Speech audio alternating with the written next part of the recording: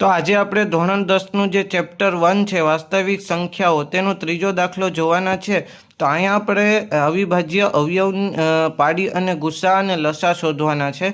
એવા 3 દાખલા આપેલા છે। તો સૌથી પહેલાં આપણે પહેલો દાખલો જોઈએ તો આપણે અવિભાજ્ય અવયવ પાડવા પડશે। તો 12ના અવિભાજ્ય અવયવ પાડીએ તો તમને ખબર છે 2 છક 12 થાય। 2 અહીંયા 2ના 2 અને 6 ને તમે 2 ત્રીરી 6 લખી શકો। એટલે અહીંયા 2 વખત 2 છે એટલે 2નો વર્ગ અને એને ગુણ્યા 3।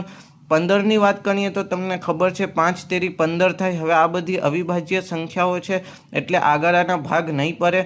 21ની વાત કરીએ તો 7 તેરી 3 સત્તા 21 થાય। અહીંયા અવિભાજ્ય સંખ્યાઓ છે એટલે હવે આના આગળ ભાગ નહીં પડે। તો હવે આપણે આ 3 સંખ્યાઓ 12, 15 અને 21ના ગુસાઅની વાત કરીએ તો ગુસામાં હોય છે કે જે સામાન્ય અને નાની ઘાતવાળું હોય તે। તો તમે જોઈ શકો છો 12, 15 અને 21માં સામાન્ય 3 છે અને તેમની નાનામાં નાની ઘાત એટલે કે 1 છે। એટલે તમે અહીં લખી શકો 3ની 1 ઘાત। હવે લસાની વાત કરીએ તો લસામાં બધું જ લેવાનું હોય છે અને જે સામાન્ય હોય છે તેની મોટી ઘાત। તો 2નો વર્ગ લેવાનો છે આપણે। અહીંયા 5 લેવાના છે, અહીંયા 7 લેવાના છે। હવે બધામાં 3 છે તો 3 એક જ વખત લેવાના પણ સૌથી મોટી ઘાતવાળા। તો સૌથી મોટી ઘાત 1 જ છે બધાયની એટલે એક વાર આપણે 3 લઈ લેશું। તો આનો જે તમે લસાનો ગુણાકાર કરશો તે તમારો આવશે 420।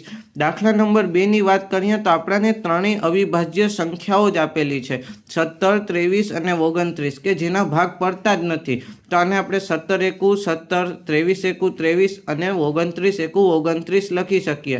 ગુસાની વાત કરીએ તો ત્રણેયમાં એક સામાન્ય છે એટલે આપણો ગુસા 1 થશે।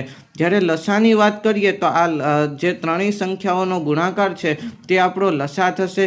તો આપણે અહીંયા આવું કહી શકીએ કે અવિભાજ્ય સંખ્યાનો ગુસા હંમેશા 1 થાય જ્યારે લસા આપેલી સંખ્યાના ગુણાકાર જેટલો થાય। દાખલા નંબર 3ની વાત કરીએ તો એમાં સૌથી પહેલાં આપણને 8 આપેલા છે તો આપણે 2 ચોક 8 લખી શકીએ। 2ના 2 અહીંયા અને 4ને આપણે 2 દુ 4 લખી શકીએ। 3 વાર 2 છે એટલે 2ની 3 ઘાત। 9ને આપણે 3 તેની 9 લખી શકીએ એટલે કે 3નો વર્ગ અને 25 છે તો આપણે તેને 25 લખી શકીએ એટલે કે 5નો વર્ગ। હવે ગુસાની વાત કરીએ તો આ ત્રણેય જે સંખ્યાઓ છે તેમાં એક પણ સામાન્ય નથી તો આનો ગુસા 1 થઈ જશે। જ્યારે લસાની વાત કરીએ તો આ જે આપણા અવિભાજ્ય અવયવો આવ્યા છે તેનો ગુણાકાર છે તે આપણો લસા આવશે એટલે કે 2ની 3 ઘાત, 3ની 2 ઘાત અને 5ની 2 ઘાત।